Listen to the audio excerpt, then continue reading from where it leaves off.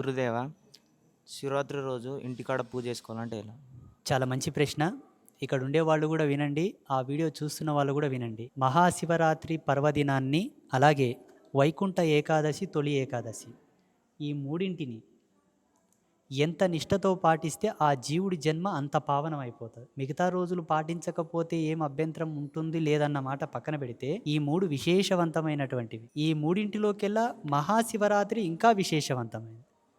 ఏంటి విశేషం అంటే, విశ్వం ఉత్పత్తి చెందుటకు యోగ్యమైనటువంటి ధర్మానికి ప్రతిరూపమైంది లింగోద్భవ కాలం. విశ్వ ఆవిర్భావానికి, విశ్వ పునాదికి, విశ్వ బీజోత్పత్తికి అంకుర దినం మహాశివరాత్రి. అనంత కోట్ల బ్రహ్మాండాలకు ఆవిర్భావమైన దినం ఏదైనా ఉన్నదయ్యా అంటే అది లింగోద్భవ కాల సమయమునందే. మన ఋషుల యొక్క గణనాంకం ఎంత స్మార్ట్గా ఉంది చూడండి. ఈ లింగోద్భవ కాలాన్ని కనుక మన నాసా వాళ్ళు కనుక ఇంటర్నెట్లో కనుక లింగోద్భవ కాలానికి ఆది అంత్యము కనుక రీసెర్చ్ చేయాలని చూస్తే కంప్యూటర్ పేలిపోతుంది. దానికి అంత కెపాసిటీ లేదు చెప్పడానికి. అంతటి అద్భుతమైన దినాన్ని కొన్ని తప్పులతో మీరు తప్పు చేయొద్దు. ఏం తప్పులంటే, సాధ్యమైనంత వరకు ఆ రోజు ఉపవాసం ఉన్న వాడి యొక్క శరీరం పరమ పావనమైపోతుంది. పావనం అంటే ఏంటి? బాడీ అంతా సూపర్ న్యాచురల్ పవర్స్తో హీల్ అవ్వడం మాట పక్కన పెట్టండి. అది సైంటిఫికల్లీ ఆ రోజు భోజనం చేయకపోవడం వలన నేచర్ నుంచి ఆయన శరీరానికి కొన్ని ఎనర్జీస్ యాడ్ అవుతాయి. తినొద్దు. నీ శరీరంలో ఉండేటటువంటి బ్యాడ్ కొలెస్ట్రాల్ని నీ శరీరం తినేసేయాల. నువ్వేం తినకుండా ఉంటే శరీరం దాన్ని తింటుంది. నేను నింపుకుంటూ పోతే దీన్ని అరిగిస్తా తప్ప దాన్ని తీసేయదు.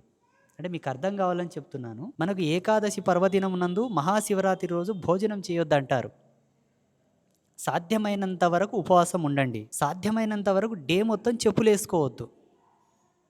15వ తారీఖు నుంచి 16వ తారీఖు రోజు ఉదయం 12 గంటల వరకు, మధ్యాహ్నం 12 గంటల వరకు ఈ నియమం వర్తిస్తుంది. 15వ తారీఖు రోజు తెల్లవారుజామున బ్రాహ్మీ ముహూర్తంలో 3 గంటల తర్వాత నిద్రలేసి, సూర్యుడు పొద్దు ఒడిసి పొలిమేర మీద పడకన్నా ముందే తలస్నానం చేసుకొని, మీ ఇంట్లో దీపం వెలిగించుకొని దండం పెట్టి, సమీపంలో ఏదైనా శివాలయం ఉంటే శివాలయానికి వెళ్ళి దండం పెట్టుకోండి. అంటే శివాలయానికి వెళ్ళాలని ఏం లేదు, ఏ గుడి ఉంటే ఆ గుడికి వెళ్ళి దండం పెట్టుకోండి. అక్కడి నుంచి మీ వ్రతం స్టార్ట్ అవుతుంది. చీపురు తాకకూడదు, కాళ్లకు చెప్పులు వేసుకోకూడదు, ఎంగిలి గిన్నెలు, ఎంగిలి అంట్లు తోమడం లాంటి పని చేయకండి. ఎన్నైనా అక్కడ తీసి పక్కన పడేయండి. మరుసటి రోజు రుద్దుకోండి.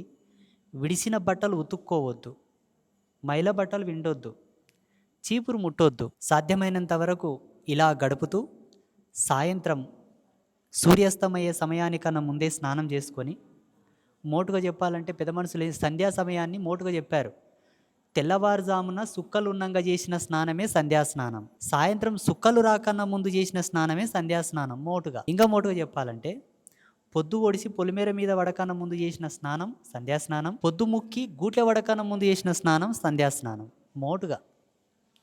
ఇంకా మోటుగా చెప్పాలంటే, దూళ్ళు వచ్చే టైం, పక్షులు గూటికి చేరే సమయం అంటారు. అలా స్నానం ఆచరించి మళ్ళీ దీపం వెలిగించి దండం పెట్టుకొని పూజా మందిరంలో సమీప దేవాలయం ఏదైనా ఉంటే దండం పెట్టుకొని వచ్చిన తర్వాత రాత్రంతా నిద్రపోకుండా జాగరణ చేయాలి. 12 గంటల 12 నిమిషాల వరకు ఉండాలి. తర్వాతకు మీకు కూరుకొస్తే పడుకోవచ్చు, అభ్యంతరం ఏం లేదు. మళ్ళీ తెల్లవారుజామున లేచి శుచిగా స్నానం చేసుకొని, స్వయం పాకం మీ చేతులతో మీరు వండుకున్నది ఫోటోల దగ్గర నైవేద్యం పెట్టి దండం పెట్టుకొని తిని తదుపరి మీ పని మీరు చేసుకోవచ్చు. ఈ 15వ తారీఖు ఉదయం నుంచి మళ్ళీ డే మొత్తం ఏం తినకూడదా అంటే తినొచ్చు. ఏమేం తినాలి? పండ్లు తినొచ్చు, పండ్ల రసాలు తాగొచ్చు, పాలు తాగొచ్చు, మజ్జిగ తాగొచ్చు. ఇంకా కొన్ని మీకు సౌలభ్యంగా ఉండేటటువంటి డ్రై ఫ్రూట్స్ అంటారు కదా, కాజు, బాదం, పిస్తా, ఖర్జూరు తినొచ్చు. అవి కూడా మితముగా. తినమన్నారని కుంభాలు తినొద్దు. మ్యాక్సిమం ఆ రోజు ఏం చేయాలంటే మీరు ఒక నియంత్రణని పాటించాలి.